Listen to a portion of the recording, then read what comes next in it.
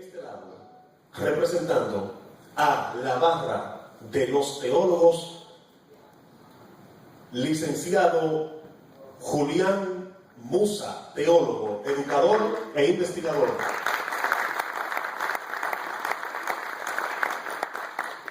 Él es educador, catedrático, investigador, presidente de la Asociación Nacional de Teólogos Evangélicos. Es hasta ahora uno de los formadores de nuevas generaciones de estudiantes de teología con más solvencia crediticia. Actualmente ejerce su función en la Universidad Nacional Evangélica. Nos referimos al doctor Felipe Rincón.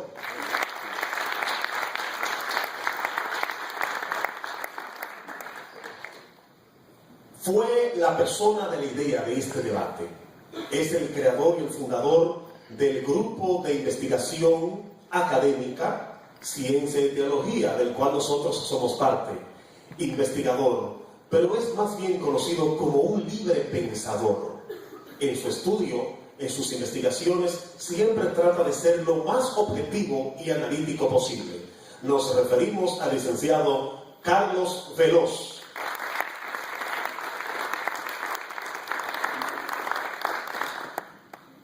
De este lado de la barra de los ateos tenemos a la persona que fue el ideólogo, el creador de punta fina de que los ateos se reuniesen en una institución y que estuviesen todos agrupados. Es investigador, filósofo social y un analista fino del ateísmo. Nos referimos al señor Quilvio Vázquez.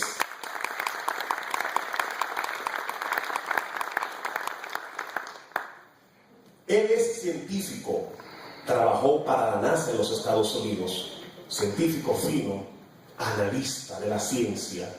Está con nosotros, representando la barra de los ateos, el ingeniero Carlos Márquez.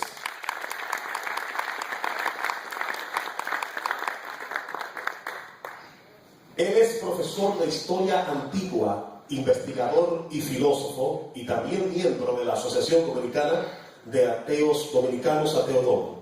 Profesor Amaury Pichardo.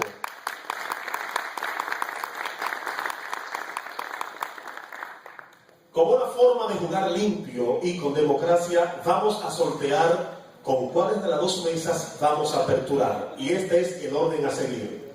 En la primera etapa, una de las dos mesas va a aperturar, haciendo su ponencia de lo que ellos entienden respecto a si se puede desde la ciencia razonar la fe, el origen del universo y otros temas más como la moral.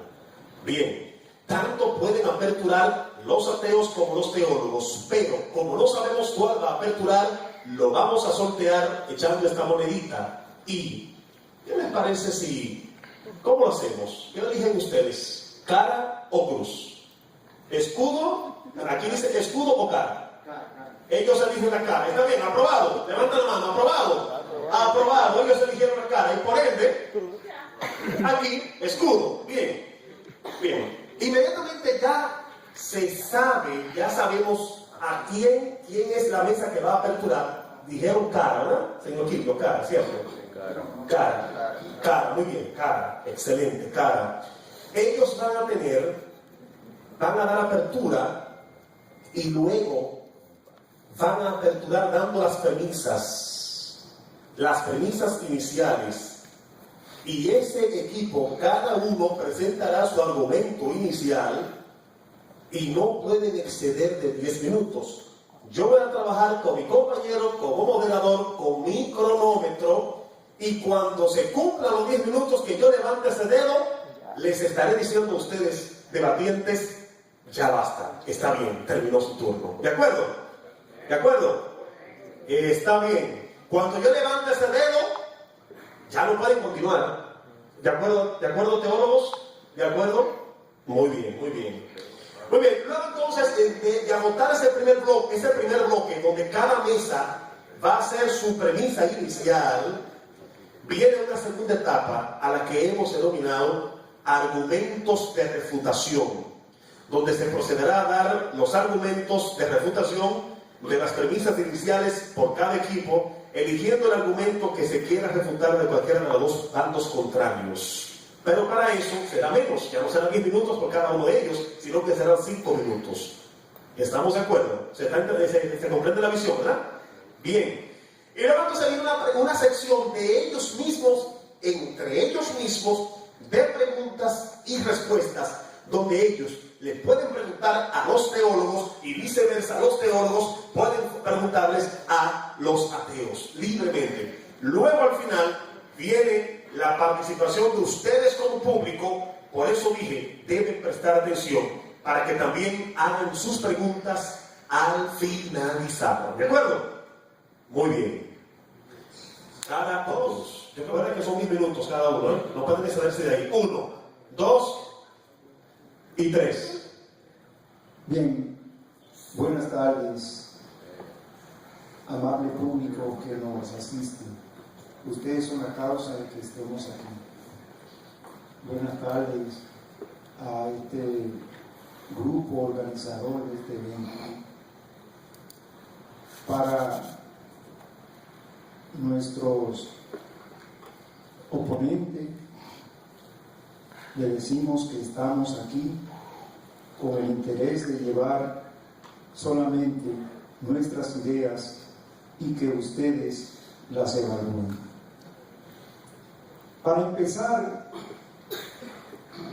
de por qué la ciencia y la religión siempre han estado en derecha e izquierda.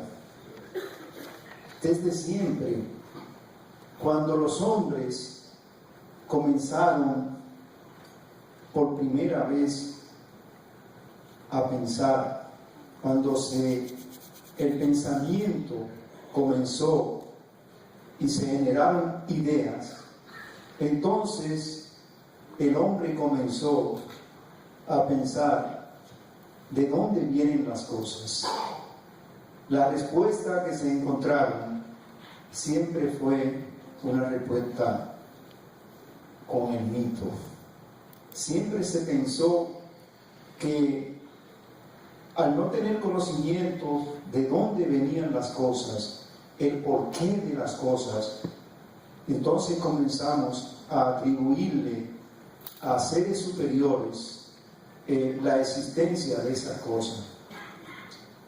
A partir de ese momento, también surgieron personas que querían investigar, y por eso nosotros decimos, lo mejor de todo es ser honesto, responder con honestidad a nuestra pregunta. Cuando nosotros hablamos de seres superiores, nosotros decimos, pero ¿qué puede haber superior realmente a lo que nosotros pensamos? Nosotros somos lo que le damos la superioridad a las cosas.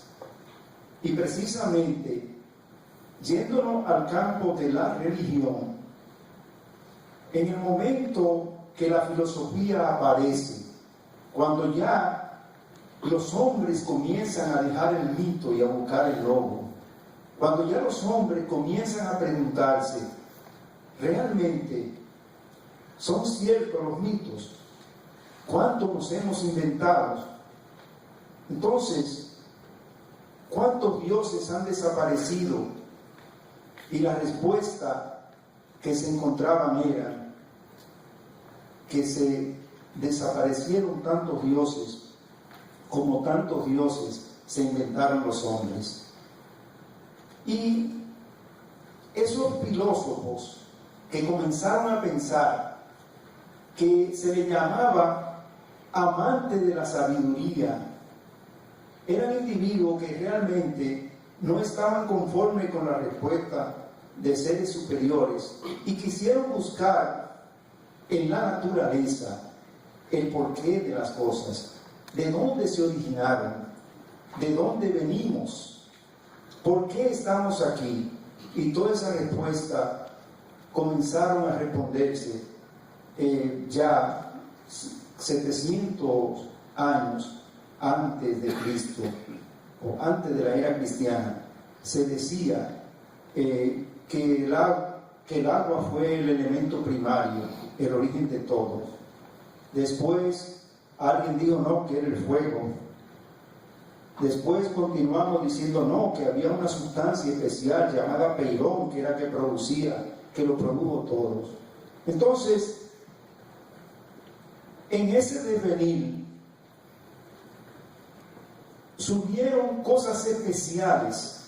Cuando surgieron esos sabios, ya los reyes, los gobernantes de ese entonces comenzaron a darse cuenta que era mejor el consejo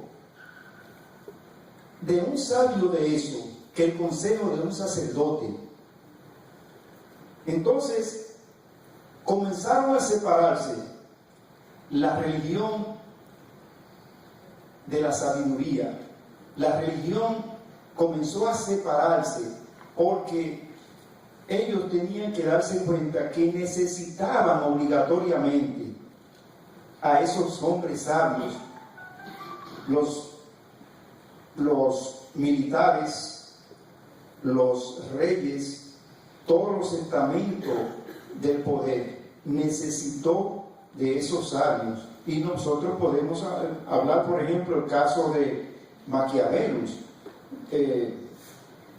Nicolás Maquiavelo era el asesor del príncipe, era el creador, y el individuo no era, que digamos, una persona completamente separada de la idea religiosa, pero era muy práctico y no dependía, en su consejo no dependía de cosas divinas, de consejos divinos.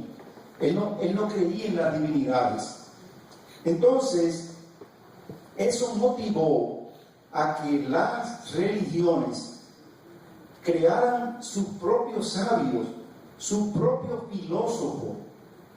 Entonces, la religión se hace de hombre de ciencia, y es asombroso cómo esos hombres de ciencia aportan al desarrollo de la humanidad, y sin embargo nunca permiten que vaya más allá de la ciencia lo que ellos plantean. Newton, por ejemplo, creía hasta en numerología, y sin embargo sus cálculos todavía lo usamos hoy en día. Pero realmente mezcló alguna vez Newton su concepto científico con la numerología y esas cosas. No, nunca la mezcló. Él dijo, yo llego hasta aquí, y es posible que hasta aquí esté Dios. O sea, nunca la ciencia y la religión han estado totalmente enemigas. Lo que son completamente enemigos son los conceptos de poder. Cuando los hombres creyentes se reúnen en religiones, entonces están pensando en el poder, que es la diferencia que ocurre con la ciencia. La ciencia lo que está pensando es en llevar hasta toda la humanidad las cosas buenas que logran. La ciencia hace milagros todos los días, milagros que para nosotros son asombrosos, pero el hecho de decir que algo mítico, algo que nosotros no podemos probar y que tenemos que creerlo sencillamente porque alguien nos lo dijo. Alguien nos dijo, fulano caminó sobre las aguas. Entonces yo admito que la ley natural puede ser cambiada, y yo admito que la materia puede dejar de funcionar como siempre ha funcionado, porque sencillamente alguien me dijo que vio a una persona caminar sobre el agua. Oye, pero entonces cuáles fueron los fundamentos, qué razones hay para decir que alguien puede violar las leyes de la naturaleza y sencillamente seguir como si nada hubiese pasado. Pero todos sabemos que en ese punto en el que se originó el universo, en donde nosotros comenzamos y analizamos hacia dónde ese punto va, y conocemos tanto el universo ahora. Cuenta regresiva, le quedan 20 segundos. Bien. Y cuando nosotros miramos hacia adelante y vemos ese universo que crece hacia allá, nos olvidamos de la nada. Y nosotros quizá conocemos menos de la nada que realmente conocemos del universo. Tiempo vencido. Bien. Gracias, señor Julio. Muchas gracias. El tema que yo quiero abordar es el principio, es la creación de la tierra y el cielo según el Génesis. Lo primero que debe señalarse en cuanto a la creación de todas las cosas que existen según el Génesis es que no hay un solo relato de la creación, sino dos. El primero va de Génesis 1.1 a Génesis 2.3, siendo el Dios actuante Elohim, el primer Dios que es mencionado en la Tanakh, la Biblia judía, que los cristianos han dado en llamar Antiguo Testamento, pero que para los judíos no es antiguo, sino muy actual. El segundo relato arranca en Génesis 2.4 y termina en Génesis 2.25. En este segundo relato, el Dios ya no es Elohim. Un nuevo Dios es introducido con el nombre de YHWH Elohim, o sea, Jehová Dios. Es llamado así, pues como Dios debutante necesitaba ser presentado en sociedad y ese primer Dios, Elohim, era el más indicado para la tarea. En Génesis 4.1, ya esta nueva deidad es presentada como YHWH, mejor conocido en nuestro medio como Jehová. Por voluntad de YHWH, Jehová, he adquirido varón. Esta es la primera vez que es mencionado el Dios del tetragramatón, YHWH, Yahvé, que es el mismo Jehová. En Génesis capítulo 1, verso 1 del Dios Elohim se dice: en el principio creó Elohim los cielos y la tierra. Biblia Reina Valera. Cuando la Biblia habla de cielo, jamás lo hace basado en el criterio que de cielo tenemos hoy en día. Cuando decimos cielo, lo hacemos para referirnos a todo lo azul que vemos al mirar hacia arriba. Lo hacemos bien conscientes de que nada sólido existe y es solo el espacio donde pululan miles de millones de estrellas, muchas inmensamente más grandes que la nuestra, el Sol, donde nuestro planeta Tierra cabe 1 millón de veces. Cuando dice, como en Génesis 1.1, que en el principio Dios, Elohim, no Jehová, pues inicialmente eran dioses diferentes, creó los cielos y la tierra, no hay posibilidad alguna de que se esté refiriendo al cielo que conocemos hoy en día, ni al criterio de tierra que tenemos hoy. El universo, antes de Galileo, no pasaba de ser una visión harto defectuosa del sistema solar. En el libro A Brief History of Time de Stephen Hawking, habla de esta visión y de cómo cambió con la llegada de la ciencia.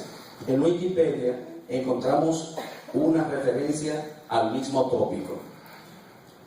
El nombre Vía Láctea proviene de la mitología griega y en latín significa camino de leche.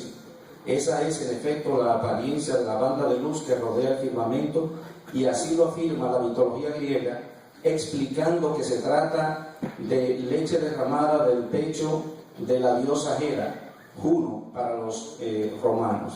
Hera era la esposa del dios Zeus.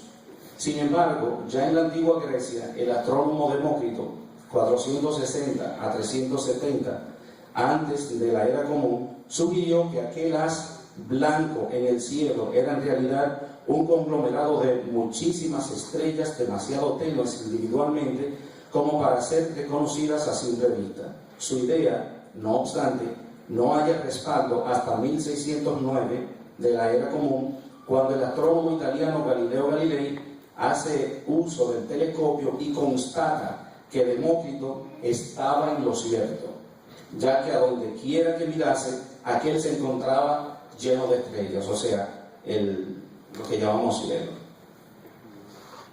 Bereshit, el primer libro de la Tanakh, para el cristiano Génesis, dice que en el principio creó Elohim los cielos, Shamayim, y la tierra, Eretz. Génesis 1:1. ¿Cuántos cielos conocen ustedes? Si creó varios cielos, le toca a la modernidad cristiana demostrar la existencia de los mismos, cosa que no ha hecho y no va a hacer. En este primer verso, la palabra que se usa para cielo es Shamayim, que es plural, cielos. La concordancia de Strong, número 8064, dice lo siguiente: Shamayim, doble de un singular en desuso, Shamé, era entendido como una especie, escúchame, eso ya lo estoy diciendo yo, no Strong. Era entendido, o sea, el cielo era entendido como una especie de tazón invertido, o sea, un tazón invertido era lo que pensaba Jehová y Elohim, que era el cielo, que estaba encima de la tierra, protegiéndonos de todo eso azul que era supuestamente el mar primitivo. Era entendido como una especie de tazón invertido, lo mismo que la raquilla, otra palabra para cielo, en Génesis 1:6, que cubría la tierra y la protegía del mar primitivo, que para esos dioses era todo lo azul que ve usted cuando mira hacia arriba. Es de esta fuente áquea, al abrir las compuertas de acceso a ese mar primitivo, que Jehová hace caer todo el agua que usó para el exterminio de la humanidad en el diluvio. Aquel día fueron rotas todas las fuentes del gran abismo, y las cataratas de los cielos fueron abiertas, y hubo lluvia sobre la tierra 40 días y 40 noches. Génesis 7, 11, 12. Génesis 1:6 dice: después Dios dijo que haya una bóveda que separe las aguas para que éstas queden separadas. Y así fue. Biblia de estudio, Dios habla hoy. La palabra usada para bóveda es raquilla, la cual es traducida por cielo. La Biblia, Dios habla hoy, hace un interesante comentario a Génesis 1:6. La palabra hebrea traducida por bóveda designa algo sólido y resistente, como una lámina de metal batido a golpes de martillo. Esta es la Biblia de estudio, Dios habla hoy, no un ateo quien me está diciendo esto. Esta idea está de acuerdo con la visión del mundo que se tenía antiguamente, según la cual el universo era una estructura compuesta de 3 niveles: el cielo, la tierra y el mundo subterráneo. A la tierra se la imaginaba como una superficie plana. El cielo era concebido como una bóveda, cúpula sólida o firmamento sobre la que se apoyaba el inmenso depósito de agua u océano superior del que creía Jehová procedían las lluvias. Y en el mundo subterráneo había un océano inmenso sobre el que se asentaban los pilares que sostenían la tierra. Vemos aquí que el Dios judío estaba creando cosas que ni siquiera existen, por lo que podemos decir que ni pensar en que creó el universo, concepto que Elohim ni Jehová llegaron a conocer. Y para una idea del desconocimiento total del universo que tenía Elohim o Jehová al momento de escribir estos versos, en Génesis 1, 2, 3, la palabra de Dios, que es la palabra de alguien que carece incluso de los conocimientos más básicos sobre cosmología, pues pone el agua y todo el planeta Tierra a existir antes que la luz. Profe, vamos por 8 minutos, como usted me pidió. La Tierra no tenía entonces ninguna forma. Todo era un mar profundo, cubierto de oscuridad, y el Espíritu de Dios se movía sobre las aguas. Para que haya agua y el planeta Tierra, tienen que existir primero los elementos que la componen. Y como sabemos hoy en día, dado el vertiginoso desarrollo que ha experimentado la ciencia, esos elementos se formaron en el interior de las estrellas debido a la fusión que se produce en su núcleo. Con cada fusión, 2 protones o más en un mismo núcleo, se libera una enorme cantidad de energía y parte de esa energía en forma de luz y calor, que es lo que está sucediendo en este mismo instante en nuestra estrella local. O sea, que antes de que existiera cualquier molécula, antes de que existiera el agua, antes de que existiera la tierra, tuvo que existir la luz. Pero Jehová pone la luz a existir a posteriori. Ya que no hay tiempo. Le quedan, profesor, 30 segundos a la raya. El Dios Él sustituyó, realmente no va a ser posible. Era mucho material y no pudo abordarse. ¿Usted prefiere, profesor, dejarlo hasta acá? Sí, dispone de 15 segundos todavía. No, Buenas tardes y gracias por haberme invitado. Es un placer estar aquí ante tan bello público y ante tan llena de sabiduría esta compañía. El problema que yo veo con la ciencia y la religión, la piedra de tropiezo, es lo sobrenatural. En esta diapositiva tenemos la princesa Elizabeth de Bohemia, que tuvo correspondencia con aquel famoso filósofo René Descartes, donde Descartes le está tratando de educar a ella en el dualismo, los espíritus, el cuerpo, lo sobrenatural. Elizabeth le pregunta a Descartes: pero señor, si yo tengo una idea en mi cabeza y yo quiero mover mi brazo, ¿cómo lo sobrenatural, desde un punto de vista fuera de este universo, le dice a mi mente que le diga al brazo que se mueva? Por año y medio Descartes nunca le contestó esa pregunta. Y ese es uno de los puntos.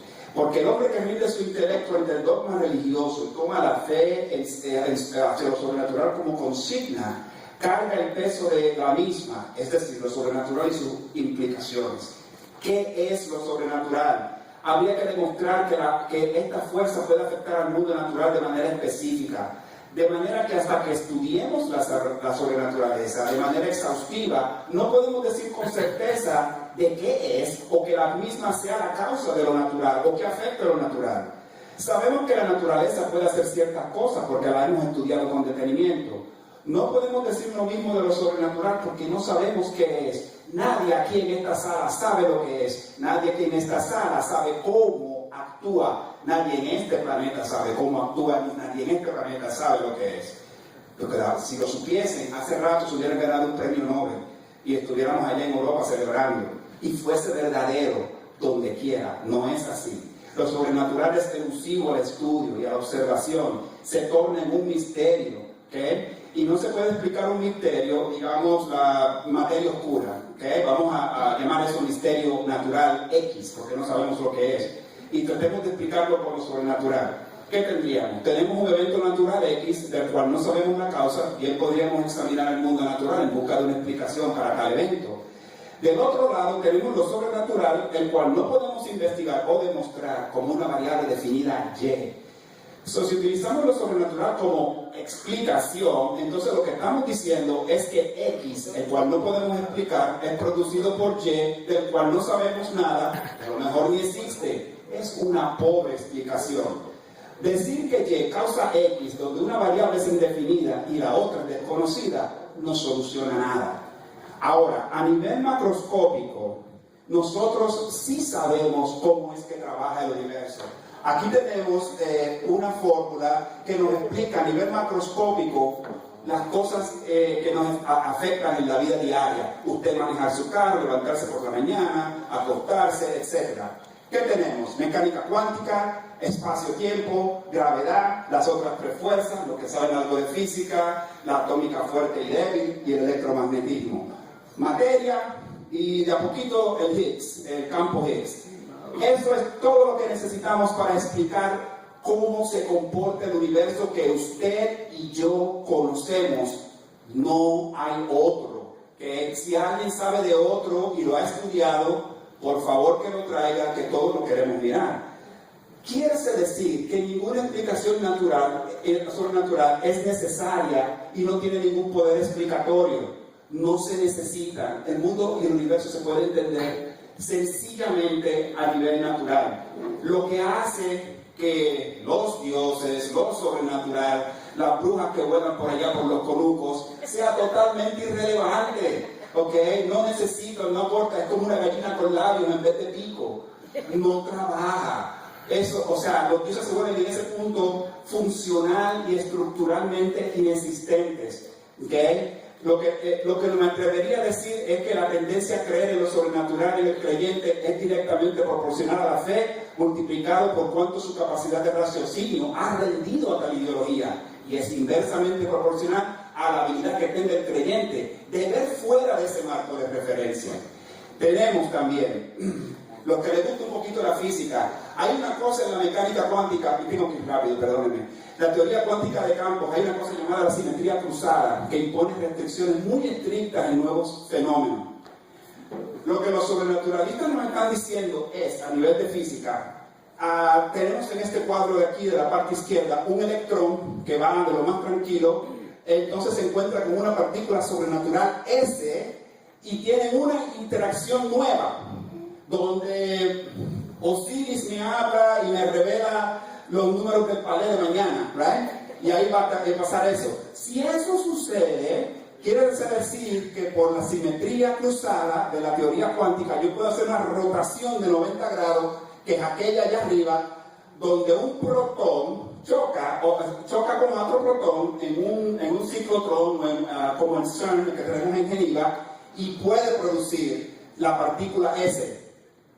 Señores, todavía estamos esperando que eso suceda.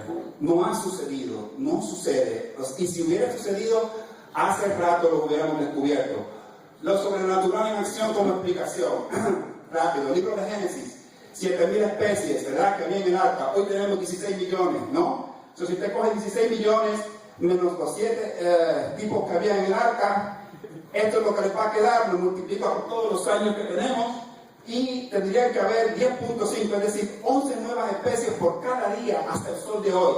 ¿Sabe aquí alguien en esta sala, en la historia, donde ustedes han encontrado que día a día hay 11 nuevas especies? Yo tampoco. Lo malo de eso es que lo hacemos de una manera jocosa, pero respetuosa.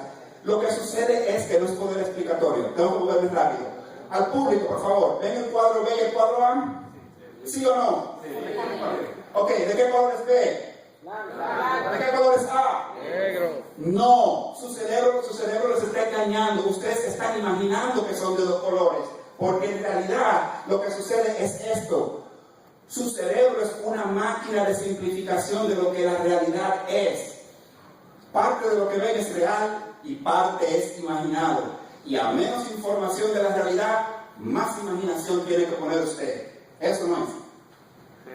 Hey, ok, rápido, no me da mucho tiempo. Sobre la realidad e imaginación. Verde, ¿no? Una es la onda electromagnética, otra es su mente y su imaginación creando algo que llamamos verde. Pero verde no existe. Es una onda electromagnética como los rayos X, como los gamma. Nosotros tenemos un compendio que le llamamos verde. Rápido, esos dos pájaros, el de la izquierda es como usted lo ve. El de la derecha es como otro pájaro, vea ese pájaro. Ellos tienen un tetracroma en sus ojos que le permiten ver ese pájaro así por razones de selección natural. Esto que está aquí es como usted ve la flor, amarilla. Una abeja no le interesa verla así. La abeja la ve de esta manera con rayos ultravioleta para saber si hay polen o no. ¿De qué color es la flor? ¿Como usted la ve o como la abeja la ve? Vamos con 8 minutos. So, hay una cosa, la imaginación es parte la hacemos nosotros, parte la hace la realidad. Los números imaginarios es una buena. Aquellos que tomaron matemática, comprendieron números imaginarios, saben, wow, cuál es un número P que te dé la raíz cuadrada de 1. Se hace a través de rotaciones, donde tú sales del eje real y los números tienen 2 dimensiones. Pero no tengo tiempo para abundar de eso, vamos a manejar rápido. Fluctuaciones cuánticas. Señores, el espacio vacío tiene peso, tiene energía. La nada filosófica no existe. Esto es la nada. Pero no tengo tiempo de explicarlo. El espacio se expande. Señores, sí, ahora mismo nos estamos expandiendo. Lo descubrió Hubble. Nos estamos expandiendo y esto ocurre mientras estamos hablando. Y estas son las maravillas de la ciencia, lo que realmente nos regocija. Laico, que es este experimento, esos son 2.6 millas para allá y para acá. Se han descubierto las ondas gravitacionales que Einstein predijo hace 98, 100 años atrás. Esto es una maravilla, que nosotros podamos ir y ver más lejos hacia el principio del universo. 40 segundos le resta. Casi estoy terminando. La humanidad ante la naturaleza, siempre ellos han tratado de decir quién soy yo al frente de este universo. Y de último, cuando yo veo en el principio, es lo que la Biblia nos escribe, pero cuando yo veo esto, aquí hay 10 billones de galaxias, cuyas luces tardaron 10 billones de años en llegar aquí. Ya muchos de esos no están. Y si ellos no vieran a nosotros, tampoco estaremos. Lo lindo es que usted y yo estamos relacionados biológicamente. A la Tierra estamos relacionados químicamente. Y al universo, atómicamente, nosotros somos eso. Y es lo maravilloso, que el universo, estamos en él, puede estar nosotros. Tiempo vencido. 2 y 3. Bien, saludo a todos los presentes. Gracias por estar acá. Nosotros venimos aquí a decir que la fe cristiana es razonable desde el punto de vista de la fe. En primer lugar, queremos decir que la ciencia y la religión no se oponen entre sí. Son caminos diferentes que se enfocan en buscar realidades diferentes. Y quiero explicar que en este debate no se está enfrentando teología versus ciencia. Quiero advertir que no estamos en un debate entre teología y ciencia. La ciencia no argumenta sobre asuntos que escapan al conocimiento empírico.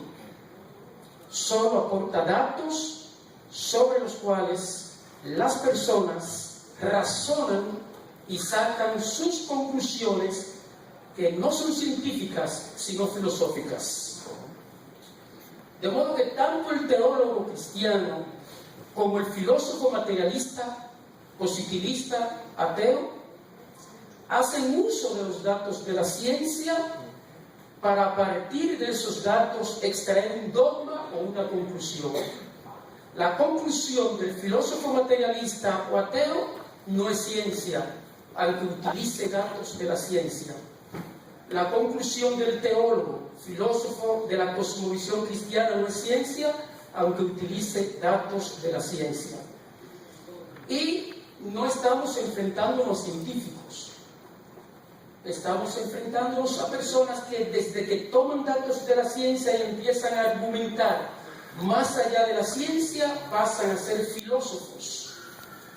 Y de hecho, el manual que recoge la visión de Arteodón dice que Arteodón es, y cito, en su visión, el pensamiento ateo solo es una duda filosófica.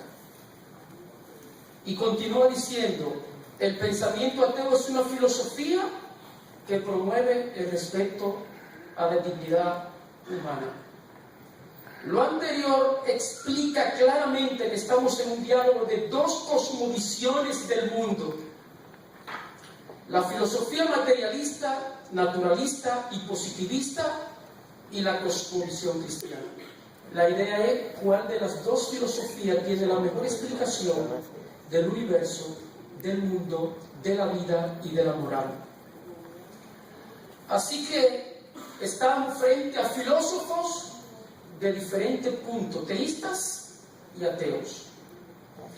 En segundo lugar, quiero decir que aunque estamos en este diálogo entre dos cosmovisiones y se nos ha invitado a hablar acerca de lo razonable de la fe ante la ciencia, nosotros no estamos claudicando a que entender aquel dicho de que la razón es igual a la razón científica.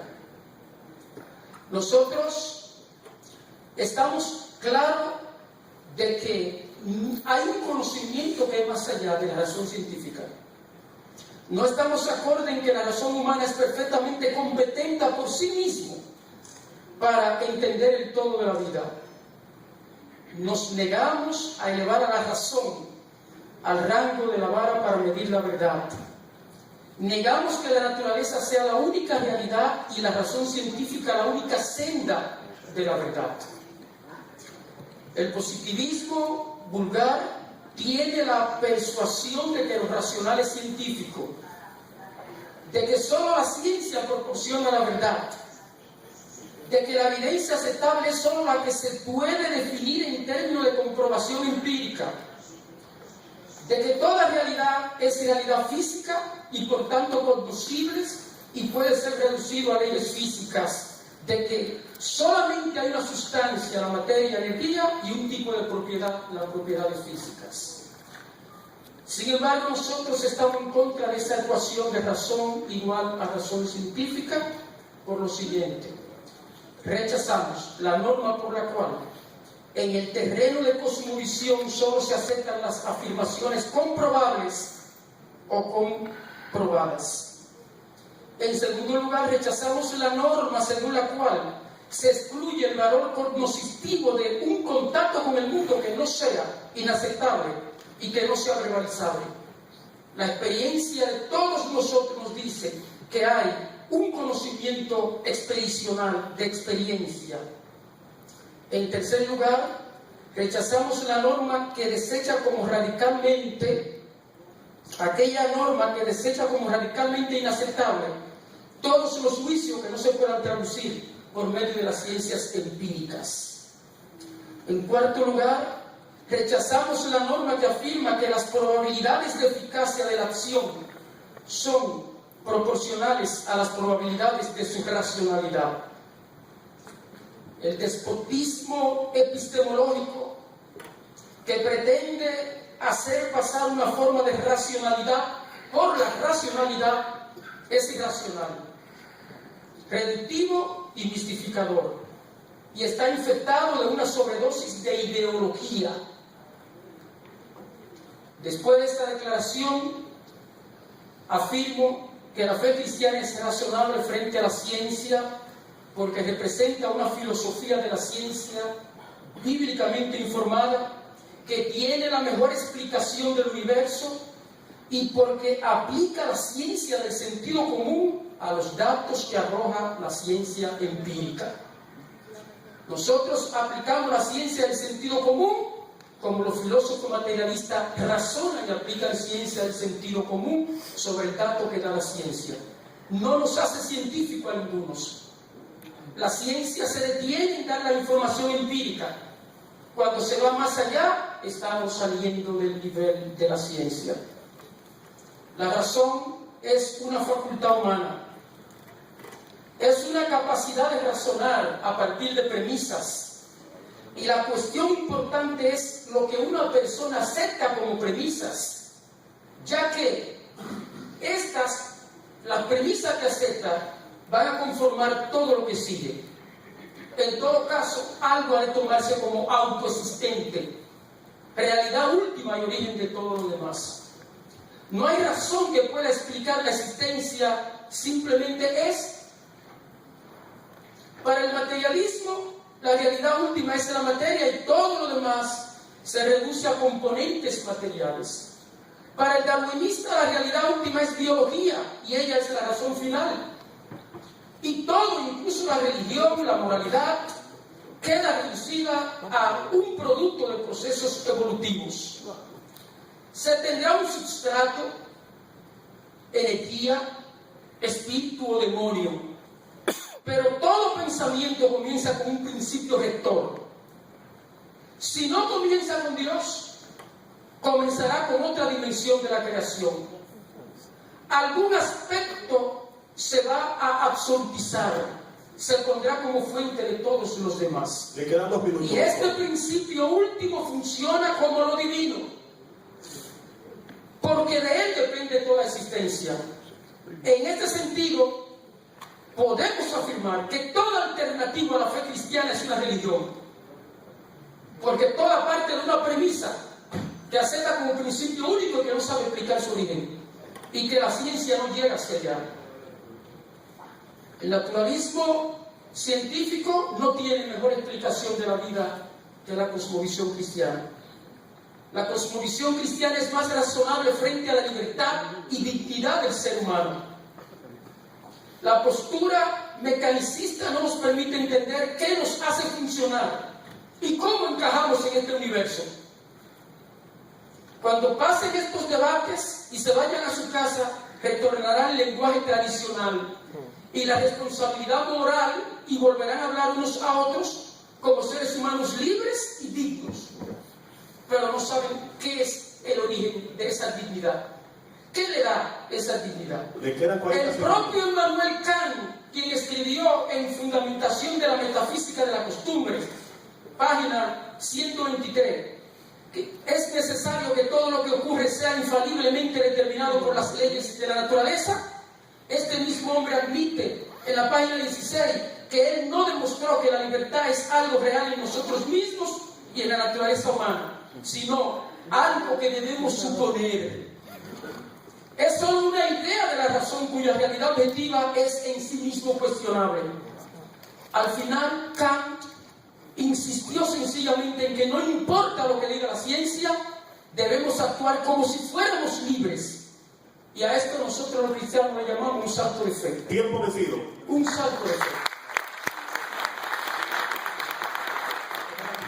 Licenciado Julián Musa, como de costumbre, a la cuenta de 3. 1, 2, 3. Me avisa cuando queden 2 minutos. Saludos a todos, saludos a la mesa de Teodoro. Quiero comenzar mi participación afirmando una vez más, que la ciencia y la fe cristiana son aliadas. Siempre ha ido de la mano y de hecho las ciencias modernas nacen del cristianismo. El conflicto, si lo podemos llamar así, entre ambas, nace en el siglo XIX, a partir de la publicación del libro El origen de las especies de Charles Darwin, que postula la evolución y ha sido más enfatizado por el nuevo ateísmo. Pero esto es una falsa dicotomía, ya que de esa época hacia atrás tal conflicto no existía, y prueba de eso son las evidencias de la herencia cristiana a la ciencia. ¿Cuáles son esas herencias? Número 1, la mayoría de los padres de las ciencias modernas eran creyentes. Por ejemplo, Galileo Galilei, considerado como el padre del método científico. Sir Francis Bacon, quien fue el que estableció el método científico de investigación sobre la base de la experimentación y del razonamiento inductivo. Blaise Pascal, quien fue un matemático y físico prominente, apologista cristiano de hecho, prominente con leyes que llevan su nombre. Nicolás Copérnico fue un astrónomo que puso el primer sistema de planetas basados matemáticamente que giran alrededor del Sol. Isaac Newton estableció las bases para la mecánica clásica, así como valiosísimos aportes para la física. Y faltan mucho más que por razones de tiempo no puedo seguir mencionando. Número 2, herencia cristiana. Las universidades. Las más prestigiosas e importantes universidades del mundo occidental fueron creadas por cristianos, y podemos ver el mundo medieval. De los 100 científicos, mire este dato, de los 100 científicos que han cambiado el mundo, 45% eran cristianos, 2% eran ateos y 53% pertenecen a otra cosmovisión. Las fuentes están por ahí. La fe cristiana es la única cosmovisión o sistema de pensamiento que nos da una explicación aprobada y razonable de cómo todas las cosas fueron creadas. El ateísmo, lo que proponen nuestros compañeros, ¿verdad?, de todo, solo puede responder esta pregunta diciendo que venimos de la nada, lo que todos sabemos que es un concepto filosófico e imposible de explicar, porque hasta el día de hoy de la nada, nada proviene.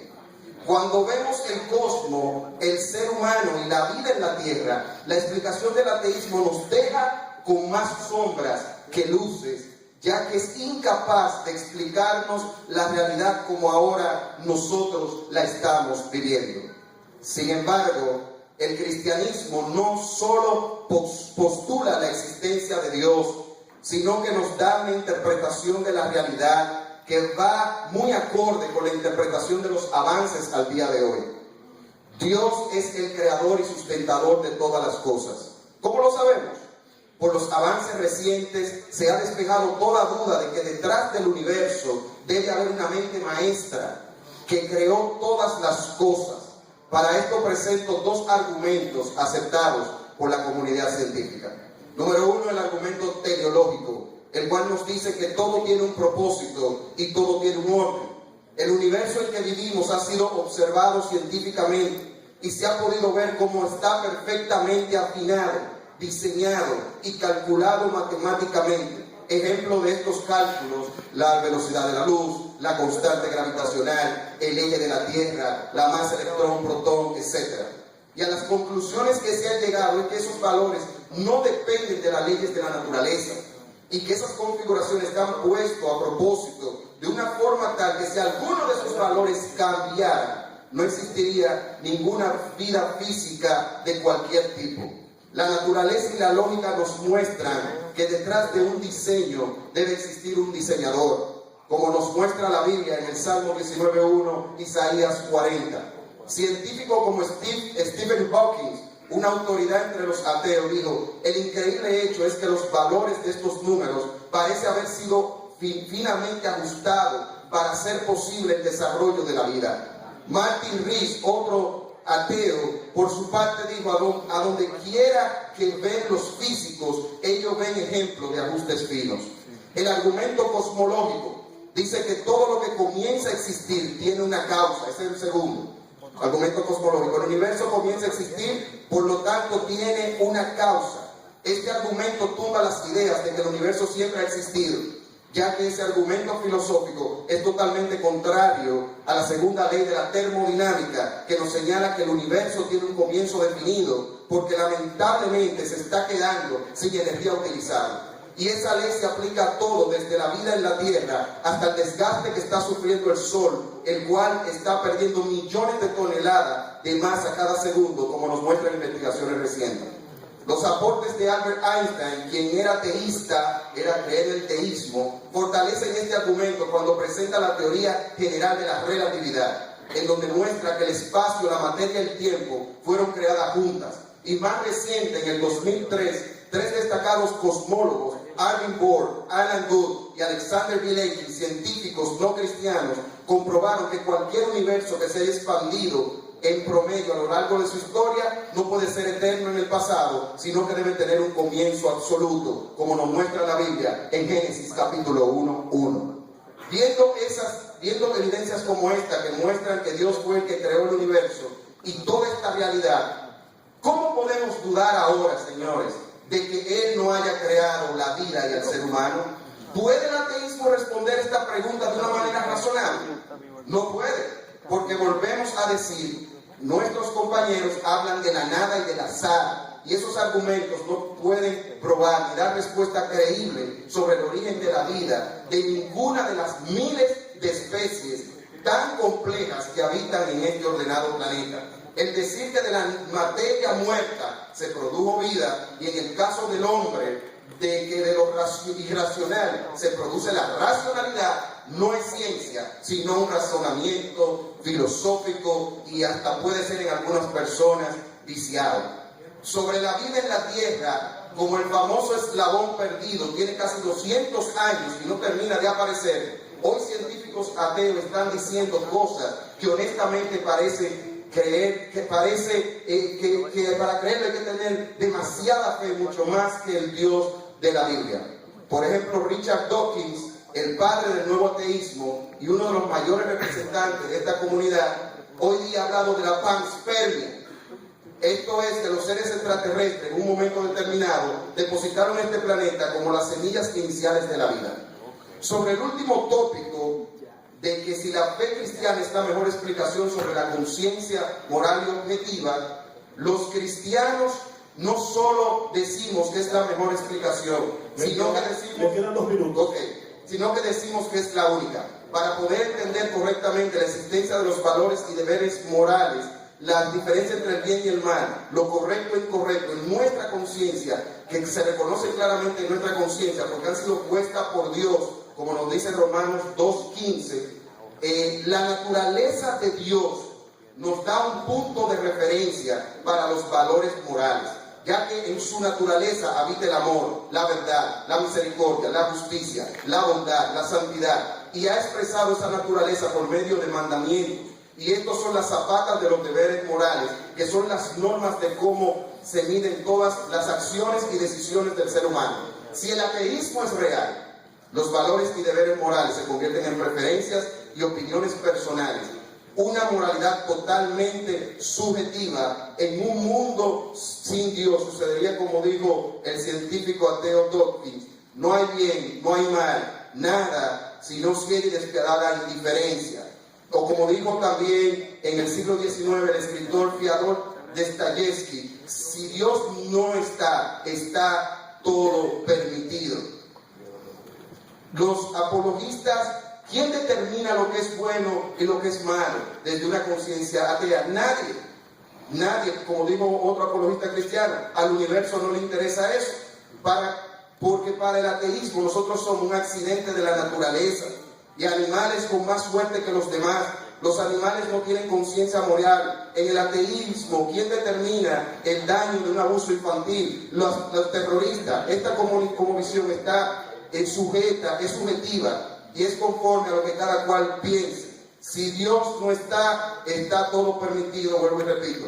Pero para todos nosotros esos episodios siempre serán malos. Y esto es un absoluto. Eso sucede porque el bien y el mal existen y son objetivamente reales.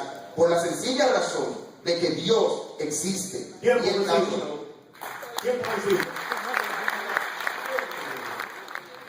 Analista, filósofo, licenciado Carlos Veloz, a la cuenta de 3, 1, 2. Esto se pone bueno, ¿eh? Se pone bueno. Está bueno esto. 1, 2, 3. Bueno, antes de comenzar, quiero darle las gracias a todos por honrarnos con su presencia al venir a participar en este primer debate. Las gracias a los miembros de Atriodón por, de una manera desinteresada y amable, haber asistido al llamado para ellos dar sus conocimientos y sus opiniones, las cuales son muy valiosas para todos los que estamos aquí. Bien, yo quiero presentar mi participación sobre la base de 3 premisas que yo voy a defender. Número 1, ¿es la fe cristiana razonable para explicar el origen del universo? Número 2, ¿es la fe cristiana razonable para mostrar argumentos del origen de la vida? Número 3, ¿es la fe cristiana razonable para sostener los valores objetivos de los seres humanos? Bueno, señores, desde mi punto de vista, yo les voy a responder que la fe cristiana sí es razonable ante la ciencia. Y estos son mis argumentos. La ciencia ha presentado y ha aceptado desde la comunidad científica que el origen del universo se generó a través de lo que se conoce como la teoría del Big Bang. Esta teoría presenta un principio de la materia, pero no solamente eso, sino que también el tiempo y el espacio comenzaron a partir de este evento. Y junto a esto surgieron también las 4 fuerzas que rigen a la materia: la nuclear débil, la nuclear fuerte, la electromagnética y también la gravitatoria. Esta teoría implica, desde el razonamiento científico, una hipótesis que presenta la idea, no demostrada todavía, de una singularidad para dar comienzo a todo lo que está contenido en el universo. Entonces, nosotros comenzamos a razonar este principio del universo como una causa que debe ser trascendente del universo y que hasta hoy es desconocida para la ciencia. Pero ¿por qué digo que debe ser trascendente? Porque estaría por encima de la materia, del tiempo y del espacio. Pues en el momento cero del principio del universo no estuvieron originados como tal lo anteriormente mencionado, y mucho menos ninguna de las 4 fuerzas que modifican a la materia, y por lo tanto no se puede atribuir a ninguna de las leyes de la naturaleza. Pero, ¿qué nos dice el razonamiento de la fe cristiana?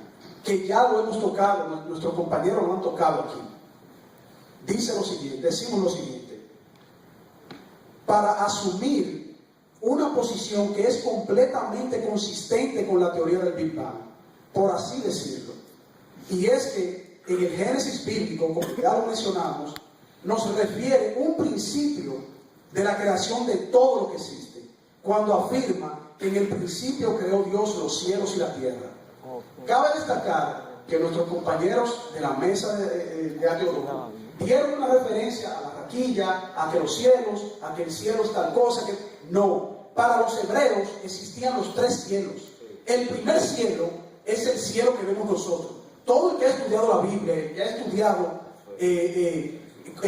conocimiento de los escritos hebreos, saben que incluso los antiguos decían: el cielo es el reino de Dios, el tercer cielo. El segundo cielo del universo y el primer cielo el que nosotros vemos hoy. Eso lo debatiremos más adelante. Pero bueno, y por cierto, cabe destacar que otras culturas presentan el origen del universo desde sus dioses y cosmovisiones, organizando el universo de materiales preexistentes. No se vayan a equivocar ahí. Los hindúes y otras culturas decían que el universo se generó porque hubo un sacrificio humano donde no había nada. Eso no es consistente ni coherente, ni siquiera con los postulados científicos. Pasando al segundo punto, el origen de la vida. El razonamiento del origen de la vida. Tenemos varias hipótesis científicas donde la ciencia misma no ha podido establecer una prueba definitiva de cómo se origina la vida en la Tierra y sus procesos. Unos presentan la hipótesis y la teoría de la biogénesis y la abiogénesis, ambas en profundas contradicciones. Una muestra la vida generada de la vida misma, lo cual es razonable desde la observación de los seres vivos. Pero esta teoría no llena el vacío del origen primario de la vida para el primer organismo o ser vivo, sin la necesidad de un principio dador de vida. La segunda hipótesis que se intenta sustentar rompe con todo el esquema lógico y experimental para demostrar la vida de la materia inerte o de la no vida, cosa que eso nadie ha visto, una vida generándose de la no vida. Eso no es lógico, eso no se ha comprobado. La abiogénesis es el hada madrina para aquellos que razonan que por generación espontánea, o sea, de la nada, o con un toque de azar o casualidad, surgieron los materiales para un caldo primigenio, comprendido hace más de 2.700 millones de años. ¿Quién de qué científico le va a decir a ustedes que hace 2.700 millones de años ellos pueden sustentar que la vida surgió de la no vida y que nadie hoy día lo ha podido lograr en ningún laboratorio? Richard Dawkins, que ya lo mencionamos aquí. ¿Y por qué lo mencionamos mucho? Porque es un científico respetado, un biólogo que ha salido al mundo a promover el nuevo ateísmo. Oigan lo que dice Richard Dawkins. Él razona lo siguiente: podría ser que en algún momento pasado, en algún lugar del universo, una civilización haya evolucionado, probablemente de alguna forma darwiniana, a un alto nivel de tecnología y un diseño, una forma de vida que sembraron tal vez en este planeta. Ahora, esto es una posibilidad intrigante y supongo que es posible que encuentres evidencia de esto si ves los detalles de la bioquímica y de la biología molecular. Podrías encontrar una firma de algún tipo de diseñador. Eso lo dice Dawkins, un ateo. Y ese diseñador bien podría ser una inteligencia superior. El físico Francis Crick, quien descubrió la hélice del ADN, creía, como lo había mencionado el licenciado Musa, en la posibilidad de que el origen de la vida haya venido a través de la paspermia, la inseminación por parte de una bacteria que haya viajado posiblemente en un meteorito. Si ustedes quieren creer en eso, amén, pero eso no se ha comprobado. Y por último, sobre los valores morales subjetivos. Esto es uno de los temas más difíciles de asimilar desde la explicación y el razonamiento humano. Unos aceptan que los valores son subjetivos y producto de la influencia social y cultural del individuo. Otros, de que esto es una conciencia de la evolución misma y que todo proceso moral está sustentado en reacciones químicas en el cerebro y que todo está sujeto a lo que nuestros instintos primarios produzcan. esto trae como consecuencia que no hay realmente un sustento base para los valores morales si establecemos lo siguiente. Si Dios no existe, no hay valores absolutos debido que todo sería un proceso natural desde el hombre y un control subjetivo de cualquier sociedad. Esto es peligroso.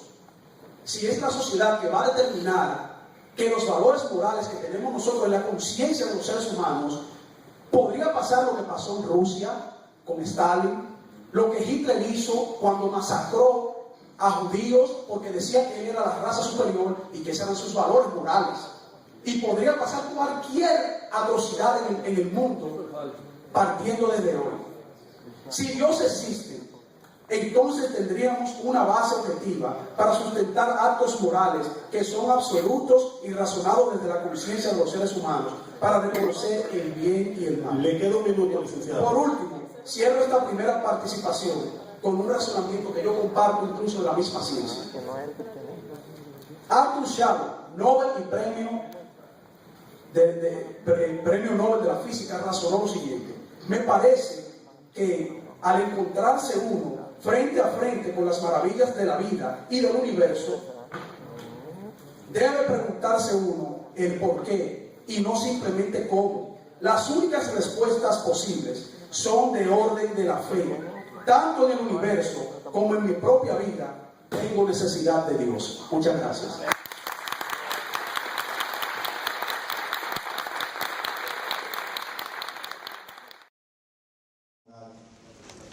Realmente tenemos que entender que la formación religiosa siempre tiende a tratar de influir a las personas de que son malas por naturaleza y que de la única forma que pueden ser buenas es por la intervención de un Dios.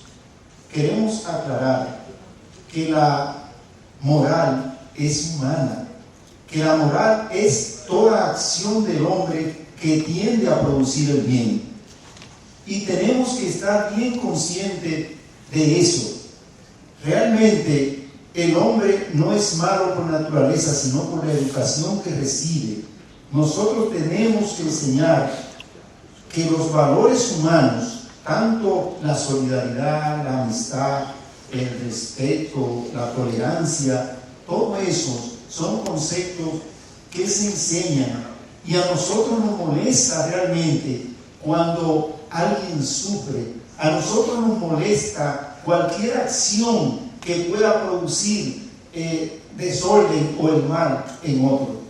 Las sociedades que más han avanzado y que más se han desarrollado son aquellas precisamente que han tomado la educación por ese camino, en donde los jóvenes son instruidos en que ellos son responsables de todo lo que ocurre en su vida. Nosotros tenemos que enseñarle a nuestros jóvenes que no hay un Dios ni hay un diablo que lo está empujando a que tomen decisiones. Las decisiones las tomamos nosotros y no necesitamos tener ni un Dios ni un diablo para echarle la culpa de nuestras acciones. Queremos que tengan bien presente que la moral humana, esa que nosotros aquí calificamos de católica, que calificamos de cristiana, realmente está muy lejos de ser una verdadera formación, una verdadera educación. Para terminar esta participación, quiero decirle que, no lo dije al principio, agradecemos a nuestro asesor en filosofía, el licenciado Elito Lavoy, que hizo un viaje de Estados Unidos solamente para estar presente en esta conferencia. Nuestro asesor, Lavoy. ¿Se puede poner de pie? ¿Dónde está? ¿Se puede poner de pie?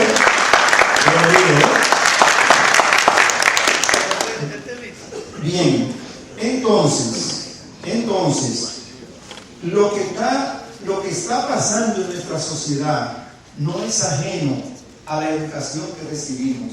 Nosotros tenemos que revisarlo, y tenemos que revisarlo honestamente, Si es verdad que nosotros constantemente vamos a decir, como dice la enseñanza cristiana, que todo lo que ocurre porque Dios lo permite, permítanme aclararle que no tenemos que convivir con la delincuencia.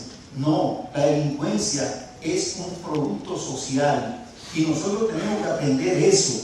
No tenemos que conformarnos con decir que en nuestro destino está programado y que Dios tiene un plan para cada uno de nosotros en nuestra vida. Eso no es verdad. Nosotros somos los creadores de nuestros propios destinos y nuestros padres sencillamente están para orientarnos y para hacernos ver y evitar no caer en los errores que ellos cometieron. Entonces, permiso, estamos en el tema, no nos hemos salido del tema. No, está hablando de la moral. ¿Está hablando de la moral? Sí, claro. Está correcto. Está correcto. Entonces, siguiendo en el asunto de los científicos que afirman o no afirman la existencia de la vida, la creación de la vida, señores, yo les voy a decir esto, no voy a abundar mucho sobre este tema, sencillamente les voy a decir que vean el juicio realizado en Estados Unidos, en Pensilvania, en donde el pueblo de Pensilvania se le opuso totalmente a que se enseñara el diseño inteligente en las escuelas, tal y como el licenciado Muse estaba diciendo, que nosotros lo enseñamos aquí, y en Estados Unidos, una corte en donde se enfrentaron más de 2.000 científicos de ambos bandos, confirmaron y fue rechazada de plano la enseñanza del diseño inteligente. La ciencia no admite, no puede bajo ningún concepto renunciar a la evolución. La evolución es un Me quedan 20 segundos, 20. La evolución no es una teoría. Tenemos que sacarnos de la cabeza el concepto de la teoría. La evolución es un concepto científico. Entonces, tenemos que comprender, tenemos que darnos cuenta que la ciencia sencillamente no se opone a la religión. ¡Tiempo! El último libro al que yo acudiría para cuestionar. No, permítame darle el paso, ¿ok? A la cuenta de 3. Bien, recuerden que cuando yo le haga la seña, finalizamos. 1, 2 y 3. Adelante, profesor. El último libro que al que se podría acudir para buscar moral es la Biblia. Yo tengo algunas citas aquí. Por ejemplo, Éxodo 21, 20-21, si alguien tiene su Biblia por ahí lo puede revisar. Éxodo 21, 20-21. Éxodo 21, versículo 20-21. 20 y 21. Y si alguno hiriere a su siervo o a su sierva con palo y muriere bajo su mano, será castigado. Mas si durare por un día o dos, no será castigado, porque su dinero es, o sea, el siervo es de su propiedad. O sea, estamos hablando de que se está reglamentando la esclavitud, cuando lo que debió hacer Jehová fue eliminar la esclavitud. Si vemos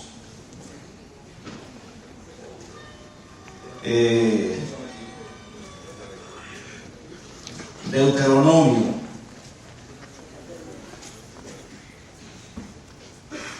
13:6-10, dice: cuando te incitare tu hermano, hijo de tu madre, o tu hijo, o tu hija, o la mujer de tu seno, o tu amigo, que sea como tu alma, diciendo en secreto: vamos y sirvamos a dioses ajenos, que ni tú ni tus padres conocisteis, de los dioses de los pueblos que están en vuestros alrededores, cercanos a ti o lejos de ti, desde un cabo de la tierra hasta el otro cabo de ella, no consentirás con él, ni le darás oído, ni tu ojo le perdonará, ni tendrás compasión, ni lo encubrirás. ¿Qué recomienda Jehová para el hijo o la hija que quiere que sus padres vayan a adorar a otros dioses? dice: antes has de matarlo, o sea, a tu propio hijo, a tu propia hija, tienes que matarlo si ese hijo te pide a ti que vaya para otra religión. Tu mano será primero sobre él para matarle, y después la mano de todo el pueblo, y has de apedrearlo, como hacen los musulmanes. Ustedes ven eso como muy grandísimo. La recomendación, los musulmanes son más cristianos que todos los cristianos, porque ellos siguen esa ley que establece Jehová. Y has de apedrearlo con piedras y morirá, por cuanto procuró apartarte de Jehová tu Dios. Dice en 1 Samuel 15:3.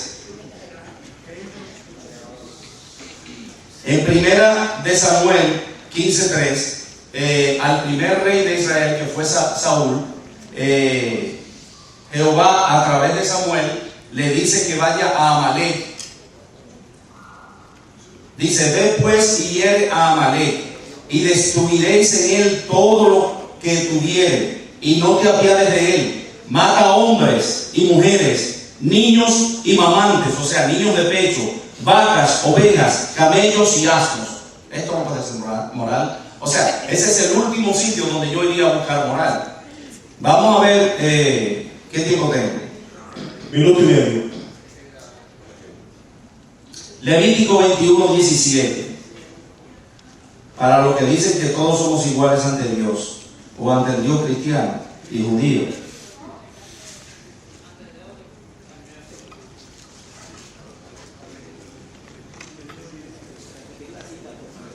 Repita la cita. Levítico 21:17 y siguiente. Dice: habla a Aarón, dice Jehová, habla a Aarón y dile: el varón de tu simiente en sus generaciones, en el cual hubiere falta, no se allegará para ofrecer el pan de su Dios. O sea, él discrimina. El que tenga alguna falta corporal, que no se acerque a él. Porque ningún varón en el cual hubiere falta se allegará. Varón ciego, o cojo, o falto, o sobrado, o varón en el cual hubiera una quebradura de pie, o rotura de mano, o concorvado, o lagañoso, o que tuviera el número en el ojo, o que tenga sarna, o empeine, o campañón relajado. Ningún varón de la simiente de Aarón, sacerdote, en el cual hubiere falta, se allegará para ofrecer las ofrendas encendidas de Jehová. Hay falta en él, no se llegará a ofrecer el pan de su Dios. Falta física, señores. No es verdad que somos iguales ante Dios. Micrófono. Ok, vean como el otro lado no nos contestó, uno, qué es lo sobrenatural ni cómo trabaja. Y eso fue hace como más de 500 años atrás que se hizo la pregunta cuando Elizabeth de Bohemia se la hizo a Descartes. Hoy en el siglo XXI todavía no hay contestación. Pongamos eso dentro del closet. Ok, la otra cosa que tenemos, Dawkins, Hawkins, Hitchens, Harris, toda esa gente no son, yo me llamo naturalista y por consiguiente el ateísmo está envuelto. Pero Richard Dawkins no me tiene que decir a mí cómo pensar acerca de algo. Él emite una opinión, eso es el problema de él. Pero Richard Dawkins no es como el Papa que dice, lo verde es azul, y es azul. O sea que lo que Richard Dawkins y Harris y toda esa gente opine es su opinión. Richard Dawkins tampoco es biología, él es un representante de la biología, dando una opinión al respecto de algo. Esas cosas como si él opina que la panspermia es una posibilidad, bueno para él, pero no hay evidencia que apunte todavía a eso. Pero seguimos. El señor de los caballeros mencionó que hay aliados de la ciencia, personas como Galileo y Copérnico. Yo creo que Galileo y Copérnico a uno lo arrestaron y a otro por poco lo queman. De hecho, este debate hace 500 años atrás no hubiera sido posible. Señores, hubieran cogido estos tres de aquí y nos hubieran puesto en la hoguera afuera. Y hubiera sido legal. ¿Ok? Lo hubieran quemado, pero mire, crunchy. Galileo, Copérnico, usted sabe lo que pasó. Newton no creía él en la astrología, en la numerología. De hecho, era Rosacruz. Faraday, okay, un señor muy religioso, y así hay que respetarlo. Y de hecho, yo defiendo el derecho a todo el mundo a creer en lo que quiera. Pero Faraday miren en sus fórmulas. ¿En cuál de sus fórmulas, Newton, Bacon, Pascal, dónde está? Esta es la variable sobrenatural que nos da el efecto X. ¿Alguien sabe de alguna? En la mesa ya, aquí, acá. ¿Alguien sabe de esa?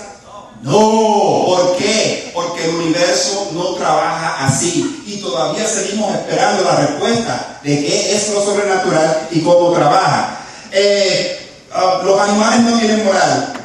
No sé cómo va a tener el tiempo, pero sí hay ejemplos donde simios se sacrifican de una manera altruista, sacrifican su vida para que la manada viva. La nada. Uno de los señores de al lado dice que de la nada nada sale. ¿Cuántas personas aquí han examinado un pote de nada para saber si de aquí sale o no algo? Levante la mano, por favor. Nadie. Porque eso es una declaración, de la nada sale. Y eso lo dijo un filósofo antiguo, romano, de la nada sale, ¿no? Lo que se debe decir es que de algo sale, porque esa es nuestra experiencia en esta realidad. Pero hasta que tú no examines, y aquí está el método científico, hasta que tú no examines la nada, lo que estás emitiendo es opiniones. De la nada sale, de algo sale. Abiogénesis son dos cosas: es hecho y teoría. Y aunque te haga sentir incómodo, es la verdad. Si tú estudias la geología, la geología de esta tierra, hace 3.5 millones de años no había vida. Oiga, y esto es difícil darle para atrás al tiempo así, esto no es fácil. Pero esta es la cosa que hacen los científicos, lo hacen porque es difícil, ¿no? Entonces ahí, en esa tierra, no es como ahora que tenemos una atmósfera, oxígeno, etcétera, etcétera. No la hay. De momento aparece. Si la vida surgió de elementos no orgánicos y de momento hubo un proceso entre A y B donde la vida se organizó, sucedió. ¿Cómo? Aunque la ciencia no tenga la respuesta, nosotros no pretendemos saber cómo ocurrió. Decimos, bueno, Uri y Herbert estamos haciendo experimentos, no es que salió una célula, salió un pollo completo.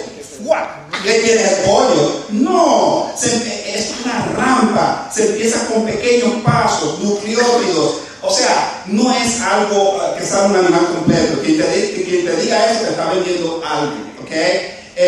La biogénesis es las dos cosas, hecho y teoría. La evolución también, hecho y teoría. Hecho, las cosas cambian con el tiempo, ¿ok? Si usted va y baja hacia abajo en el subsuelo, ve fósiles, y mientras más baja, más sencillo se ponen. Quiere decir que hay un proceso. Y si nosotros decimos 150 años de investigación, eso no es así. Mire, el que pruebe la evolución, si el caballero aquí puede decir que la evolución es incorrecta, cualquiera de ellos, cualquiera de ustedes, yo mismo lo llevo al aeropuerto de las Américas y nos vamos a Europa. Y el premio Nobel que le van a poner, tremenda fiesta vamos a hacer, que son $2 millones para empezar. Nadie ha podido, incluyendo científicos ateos así que ellos hacen dinero. Ellos no hacen dinero probando que está correcto, quieren tumbar para ellos ser el primero. No han podido. De hecho, ¿quién aquí ha vacunado a sus niños? Tiempo vencido. Usuario. Doctor Felipe Rincón, ok. El doctor Felipe Rincón, presidente de la Asociación de Teólogos, da apertura de este lado de la mesa. 1, 2 y 3. Bien, el señor Carlos Martés me dio la razón de toda mi explicación anterior cuando refutó las ideas de sus propios biólogos diciendo que ellos no son la biología, sino que son ideas. Y nosotros dijimos anteriormente que todo es filosofía, son científicos que filosofan, que no son ciencia.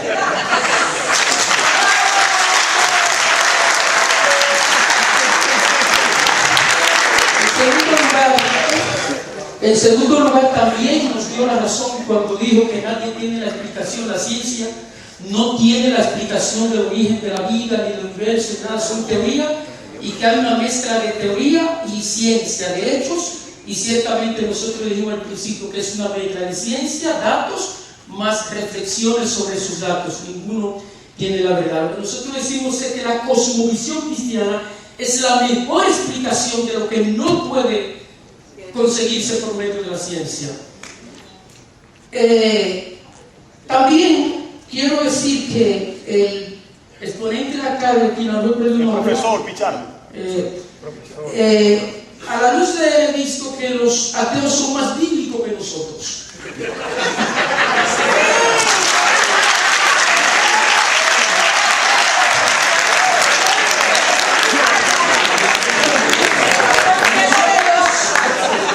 Estamos aplicando la razón que sale desde datos y argumentos filosóficos, científicos.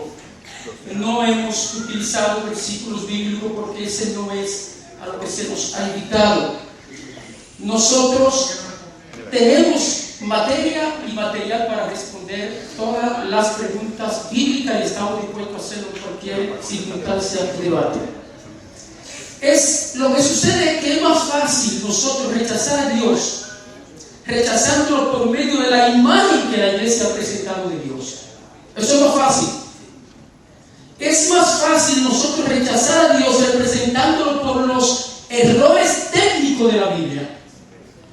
Es más fácil nosotros tomar la Biblia como razón de lo que ella no es razón. La Biblia no es un libro científico, es mitológico, es leyenda, son cuentos que tienen un objetivo, transmitir un mensaje. Y nosotros sabemos que para analizar y estudiar la Biblia debemos despojarla de la cultura precientífica de su tiempo.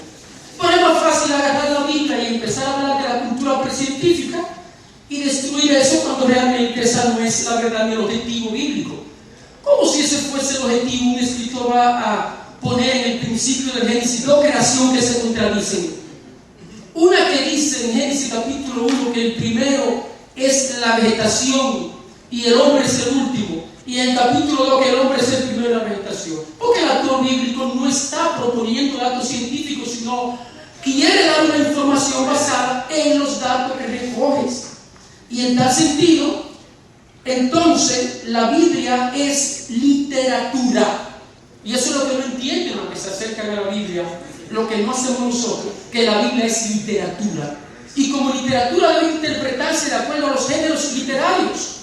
Cuando yo empecé a estudiar en la Universidad Nacional, la Universidad Autónoma de Santo Domingo, nos pusieron a analizar un texto que decía que una persona iba a hacer una fiesta, buscaron un chivo, lo mataron el chivo, guisaron la carne, pusieron el pueblo a tender en el sol, y el día de la fiesta el chivo cantó y la gente bailó y se comieron la carne del chivo. Eso hay que interpretarlo como un género literario. El chivo cantó.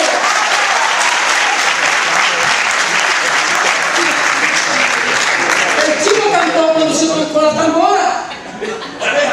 Eso es interpretación literaria.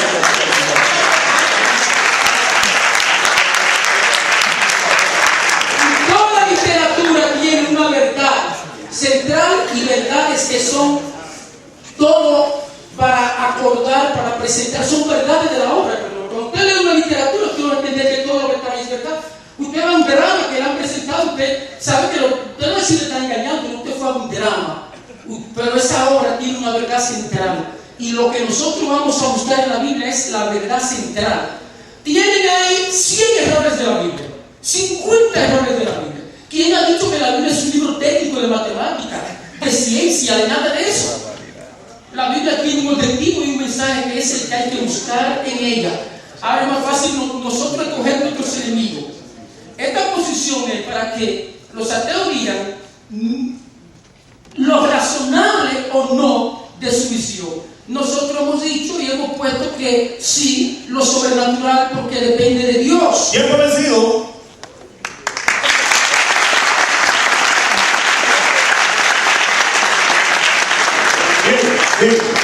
Bien, una observación. Cuando ellos finalicen, vuelven ustedes una vez más.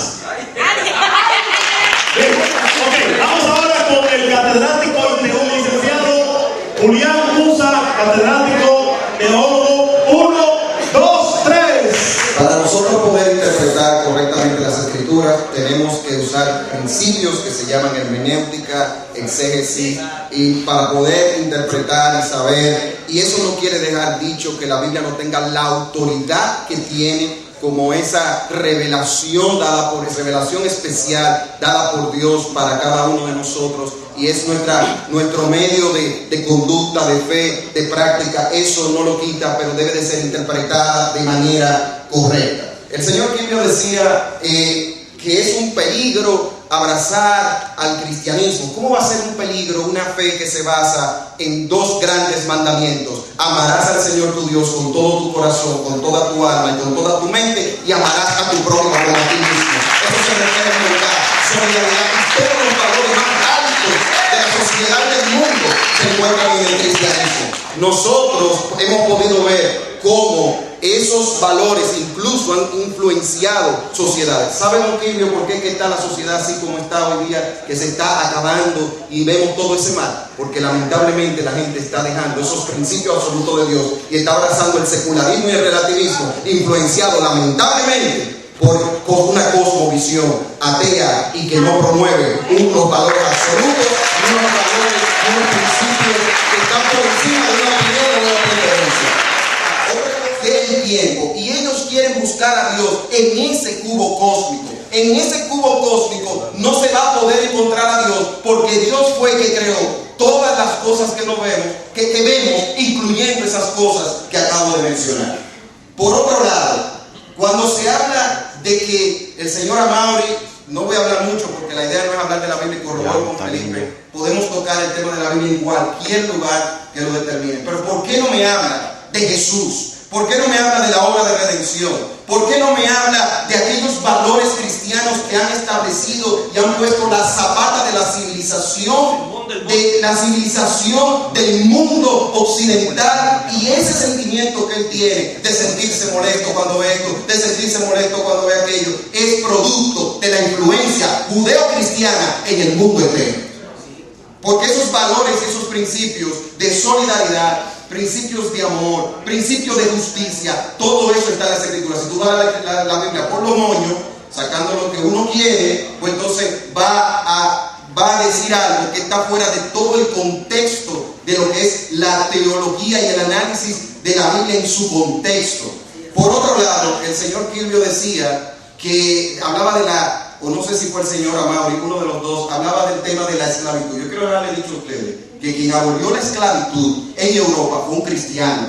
Fue Wilberforce en el siglo XIX, influenció para abolir la esclavitud, y eso se fue pasando y se fue moviendo. O sea, estamos hablando de que el cristianismo abolió la esclavitud, y eso es historia. Por otro lado, déjenme ver, que son tantas cosas.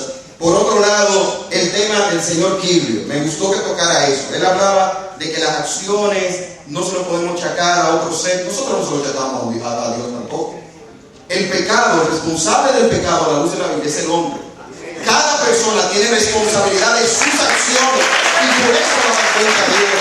Nosotros no justificamos nuestras acciones, al contrario, nosotros las condenamos, y por eso condenamos en el buen sentido de la palabra, en amor, claro está, con aquello que nos enseñan esos principios y esos valores revelados en las Sagradas Escrituras.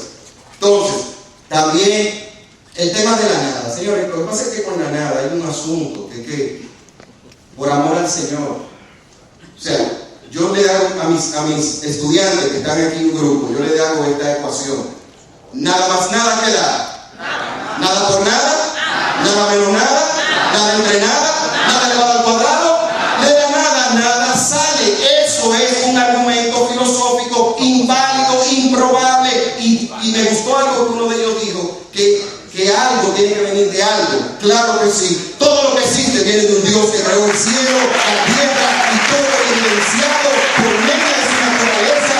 Romanos capítulo 1 dice que Él se ha dado a conocer. Lo que de Dios se conoce, su eterno poder y deidad, es claramente visible por medio de las cosas creadas. De modo que los ateos, los no ateos y quien sea, no tiene excusa cuando se presente delante de Dios.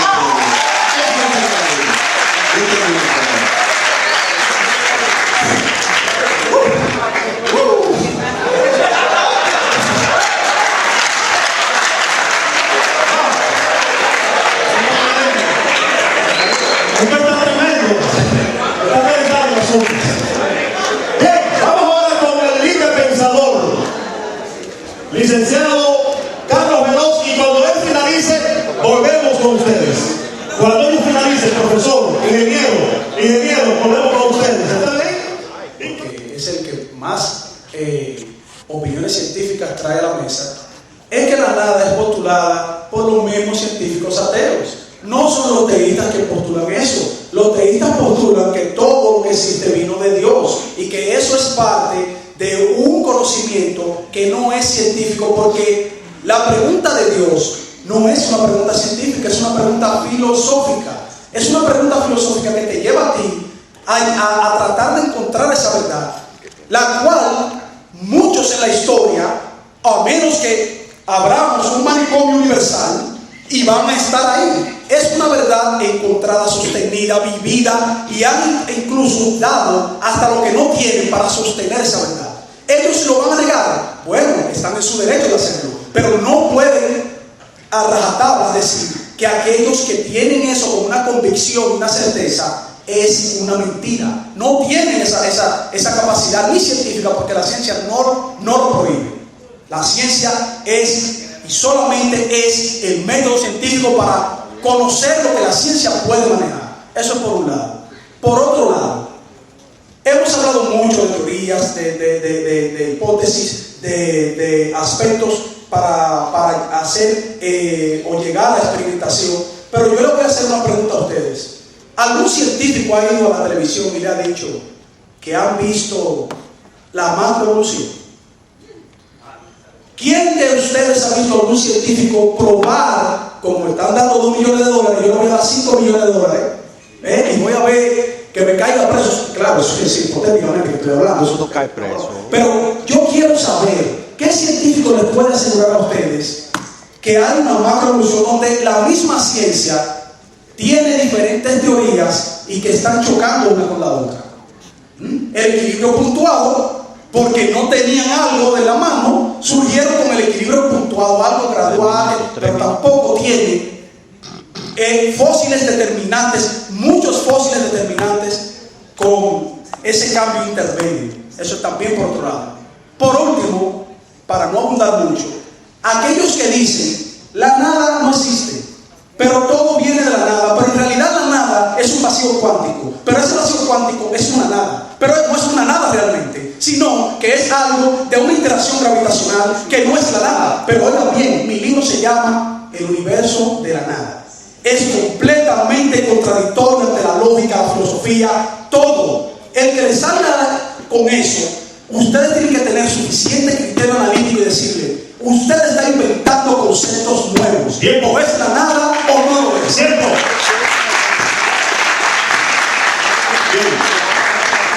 Doctor Felipe Rincón, presidente de la Asociación de Teólogos. 1, 2, 3. Bien, cuando los teólogos trataron de hacer ciencia con la Biblia en las manos, fracasaron, porque esa no era su área. Quedaron de feo. Muchos científicos derrotaron a teólogos en asuntos de teología. Cuando un científico, entre comillas, trata de hacer teología, también está entrando en un terreno que no conoce. Existe una incultura teológica de la clase científica. ¿Y por qué en lugar de endosar asuntos científicos, como ha hecho uno de los exponentes, vamos a utilizar la Biblia y la religión? Bueno, porque lo que queremos es desautorizar antes que demostrar, antes de presentar proposiciones. Y uno de los exponentes que ha atacado mucho la Biblia, la moral de la Biblia, citando textos, dijo que los cristianos tienen la Biblia de los hebreos como el Antiguo Testamento. Entonces, los cristianos tienen la Biblia de los hebreos como el Antiguo Testamento. ¿Y qué dice el gran forjador y sistematizador del cristianismo, el apóstol Pablo? En Romanos capítulo 10, versículo 1 en adelante, dice: hermanos, ciertamente la voluntad de mi corazón y mi oración a Dios sobre Israel es para salud, porque yo les doy testimonio que tienen celo de Dios, mas no conforme a ciencia. Porque ignorando la justicia de Dios y procurando establecer la suya propia, no se han sujetado a la justicia de Dios, si los cristianos no están avalando, sino al contrario, la misma escritura, el gran formador dice que todas esas opiniones de Dios que había en el Antiguo Testamento eran de los judíos que estaban imponiendo su justicia en nombre de Dios. Entonces, ¿cómo se va a tomar eso para atacar a los cristianos cuando el mismo formador y sistematizador del cristianismo lo está explicando bien claro en la escritura? Entrar en un terreno en el cual usted no es especialista es un gran error. Además, ¿quién ha dicho que Jesús es cordero? Jesús fue un ser humano. Es una literatura. Entonces, el género literario debe ser interpretado como literatura. En una parte no dice que era un cordero, en otra que era un león. Bueno, cuando la mitología dice que había uno de los hijos de los dioses que era como un toro, es que realmente era mitad hombre toro, no es que era un hombre con fuerza de toro.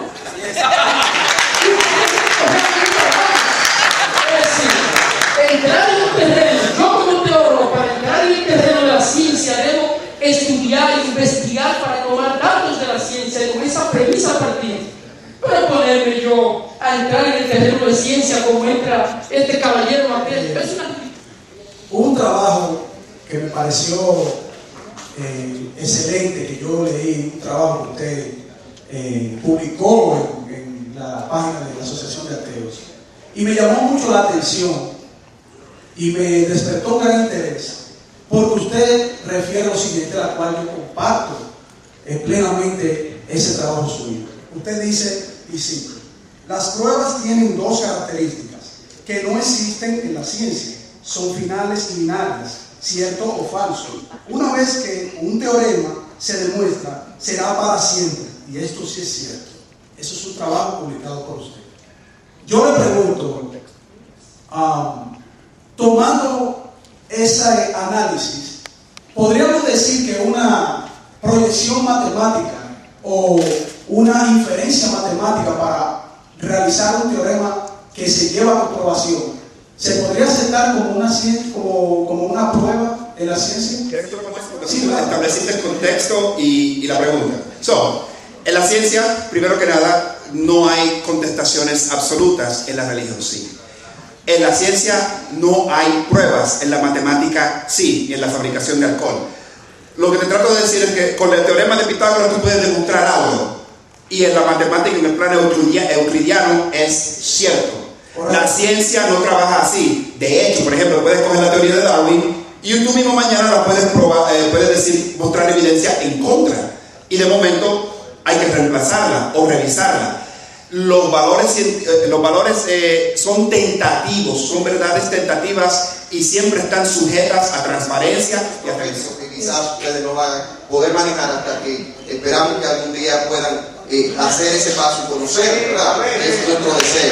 Pero lo que está pasando es que la fe cristiana está siendo atacada, y esos países, lamentablemente, que adquirieron su desarrollo, los países del norte de Europa, el mismo Estados Unidos, que fueron países y naciones desarrolladas porque aplicaron los principios del cristianismo a su sociedad, hoy día están negando eso, y por eso el aumento de todos los males sociales en su sociedad. Por otro lado, podemos ver que hay una experiencia personal. Los niños, lo mejor, y nosotros que sí estamos en esto, podemos decir que lo mejor es tú criar y educar a los niños bajo los principios de la palabra del Señor. Alguien dijo, no, que los musulmanes caen en un error. Es un Dios falso que se llama Alá, y eso es falso a la luz de nuestra fe y de nuestra cosmovisión. Richard Dawkins es una comunidad científica. Yo quiero preguntarle, quiero terminar con esto, una pregunta al señor Márquez. Márquez, perdón. Y de verdad que me siento muy contento de participar con él, con que eso cabe aclarar. ¿Cómo podemos estudiar la nada, señor Márquez? No, es una... Micrófono en mano, señor Márquez. Sí. Ok. Ahí está el meollo. Porque acabas entonces de decir, porque vio el giro cuántico o el giro completo que has hecho, en el sentido de que antes decir la nada X tiene propiedad tal cual. De hecho, admitir que la nada existe es lo que se llama en inglés un oxymoron, porque es decir que lo que no existe, existe. Pero ahora, cuando usted hace la pregunta, ¿cómo la estudiamos? Es el primer paso del método científico. Vamos a observarlo, vamos a ver qué es.